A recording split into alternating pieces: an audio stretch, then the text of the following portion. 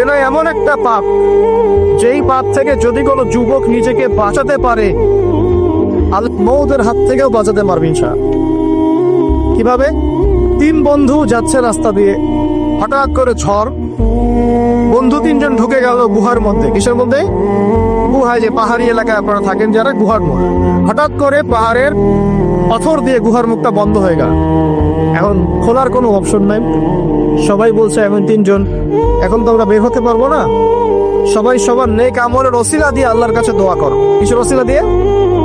নেক আমলের ওসিলা দিয়ে দোয়া করতে হয়। জাবিস,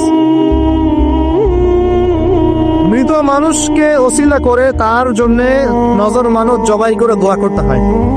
নিজের নেক আমলের ওসিলা দিয়ে আল্লাহর কাছে দোয়া করতে হয়। আল্লাহ পাক এখন দোয়া শুনলেন। একজন বলছে, আমি আমার পিতা মাতাকে খুব খেদমত করতাম, তাদেরকে দুধ পান না করে দুধ পান করাতাম না, নিজেও করতাম না, ছেলেদেরকে করাতাম না। আল্লাহ, এই কাজটা তোমার ভালো লাগলে আজকে গুহার মুখ থেকে পাথর সরিয়ে দাও। পাথর একটু সরে গেল। পাথর আল্লাহর কথা সরে কিনা? সরে না? সবাই আল্লাহর কথা শোনে। আগুন আল্লাহর কথা শোনে কিনা? ইব্রাহিমের জন্য আগুন ঠান্ডা হয়ে যায় নাই? আচ্ছা, তারপরে আরেকজন দোয়া করছে, আল্লাহ, আমার এক কর্মচারী ছিল, তার বেতন বাকি ছিল, সে বেতন না নিয়ে চলে গেছে, আমি সেই বেতনটা দিয়ে কিছু গবাদি পশু কিনেছি।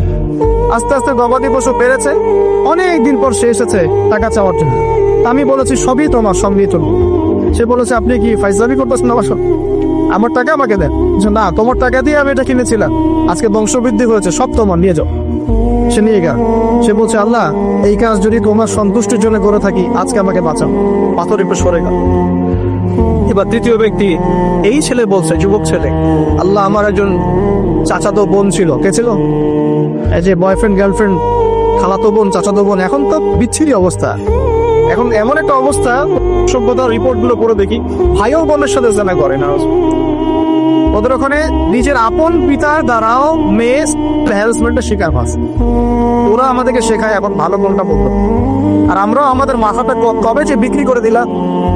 ওদের কাছ থেকে ভালো মন্দ শিখতে হচ্ছে, কোরআন সুন্নাহ বাদ দিয়ে ওদের কাছ থেকে ভালো মন্দ শিখতে হচ্ছে। তো চাচাতো বোনকে সে খুব ভালোবাসতো, তাকে সে পেতে চাইতো, মানে তার সাথে সেক্সুয়াল সম্পর্ক করতে চায়, সোজা কথা বল।